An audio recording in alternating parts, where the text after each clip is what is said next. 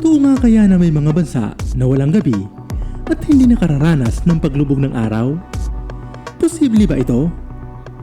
Mayroon bang mga sulok sa ating planeta kung saan ang orasan ay patuloy na tumatakbo pero ang gabi ay tila nagpapahinga?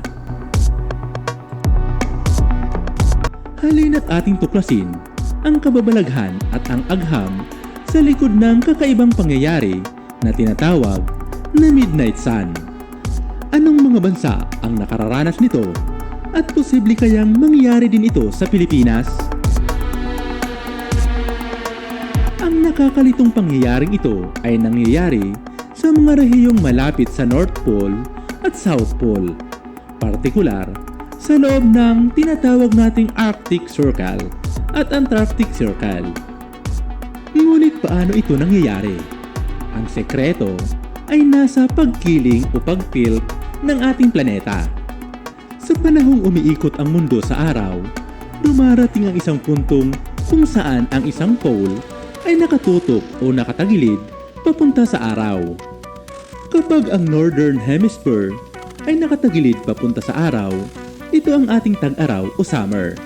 Ang mga lugar sa loob ng Arctic Circle ay hindi nakararanas ng paglubog ng araw sa loob ng 24 oras. Patuloy na iikot ang Earth.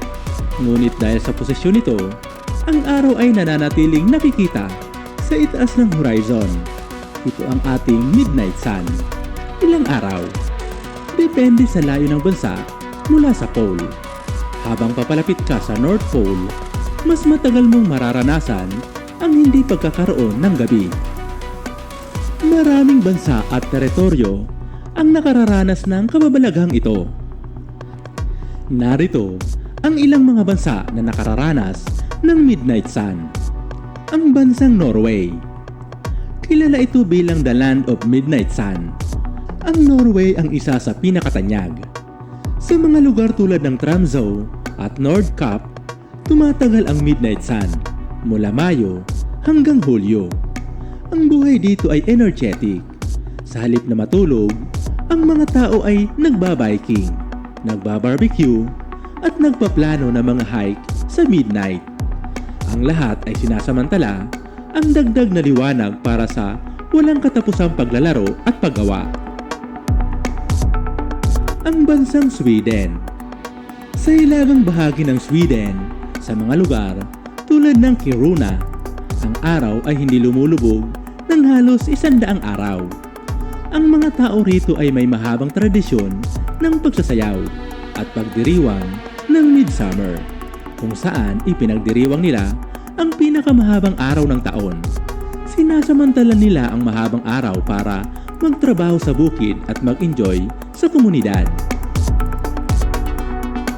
Ang bansang Canada at Alaska. Ang mga hilagang teritoryo ng Canada tulad ng Yukon at Nunavut at ang Alaska sa US ay nakararanas din ito. Ang buhay sa mga lugar na ito ay may remote at nakatuon sa kalakasan. Ginagamit nila ang liwanag upang manghuli ng isda, mag-trekking, at maghanda ng mga supply bago dumating ang mahaba at madilim na taglamig. Ang bansang Iceland at Finland. Maski hindi fully nakararanas ng 24 oras na sikat ng araw sa buong bansa, ang Iceland at Finland ay may matagal, endless na twilight na nagpapalabo sa gabi. Sa Finland, ang buhay ay mas tahimik at nakatuon sa mga summer cottage at sauna. Ang mga tao ay nagpapahinga at sinasamantala ang liwanag para sa simpleng pamumuhay. Sa tanong kanina kung maaari bang makaranas ang Pilipinas ng Midnight Sun, ang sagot ay hindi. Dahil sa ang Midnight Sun ay nangyayari lamang sa mga lugar na matatagpuan sa loob o malapit sa Arctic Circle at Antarctic Circle. Samantala, ang Pilipinas ay matatagpuan malapit sa equator. Ang mga lugar na malapit sa equator ay may halos parehong haba ng araw at gabi sa buong taon, kaya't nakararanas pa rin ng regular na paglubog ng araw ang Pilipinas.